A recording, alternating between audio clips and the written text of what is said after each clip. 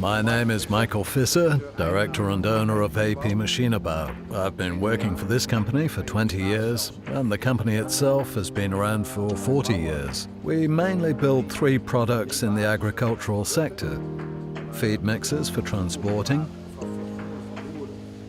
irrigation systems, as well as machines for earth moving.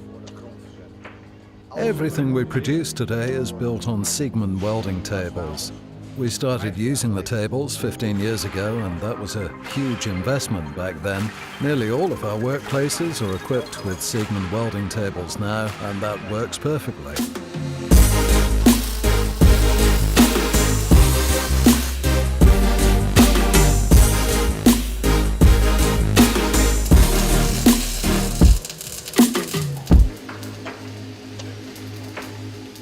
Seven years ago, we purchased welding robots and used them with our own constructions. Unfortunately, that didn't work out so well.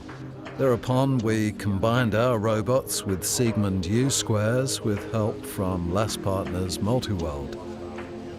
Without Siegmund's engineering skills, we could never have got that far.